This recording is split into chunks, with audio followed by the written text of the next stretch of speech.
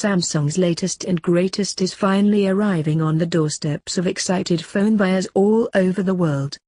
The Galaxy S8 brings an attractive design, the latest Snapdragon chip, and Android Nougat on the table. Sure, it has a lot going for it, but should you buy one for $700 or more? To help you decide, here are the best and worst things about the Galaxy S8. The best. The display. The Galaxy S8 ships with a new AMOLED panel with a resolution of 2960 by 1440 pixels.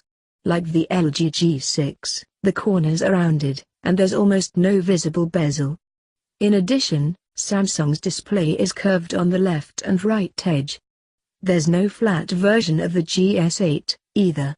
The colors are accurate, the concern over red tint seems overblown to me, and the lines are very crisp. It also gets insanely bright outdoors to remain readable, and incredibly dim in a dark room to avoid searing your retinas. There simply isn't a nicer screen on any phone right now. The buttons. At long last, Samsung is getting with the program and implementing virtual navigation buttons. Gone are the trademark physical home button and capacitive back or multitasking controls. Now, you have a home button and back or multitasking buttons on the home screen. However, you can finally change the order of the buttons to the standard Android layout. Plus, the home button is pressure sensitive.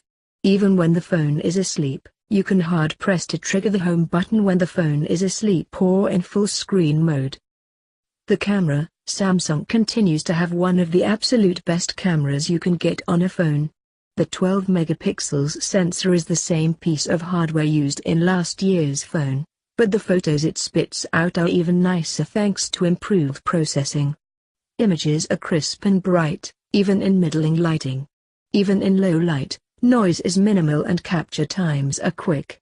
Samsung's HDR processing is also among the best you'll see. The worst. Bixby. I don't even know what Samsung was going for with Bixby. This feature was pitched as an intelligent assistant that could help you operate apps by voice. Although, voice interaction isn't supported at launch. Oops. What we have instead is a feed of information rather like Google Now, but not as good. There's also a reminder feature and camera-based search. The physical Bixby button on the phone is useless, though. Even if voice controls are implemented, I fail to see how Bixby improves the experience.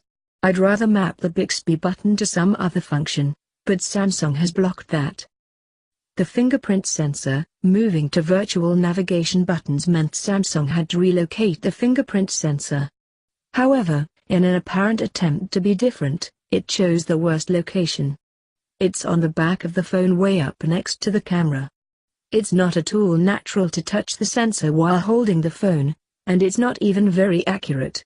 Cheap phones like the OnePlus 3 and the Moto G5 Plus have better fingerprint sensors. Android updates. Samsung has a mixed record when it comes to getting phones updated with the latest version of Android. With the Galaxy S8, Samsung is already starting at a disadvantage. This phone launches with Android 7.0 instead of 7.1. While the improvements in 7.1 are minimal, Samsung really needs all the help it can get. When Android O or Android 8.0 launches later this year, owners of the GS8 will be faced with a wait of several months before they update their phones.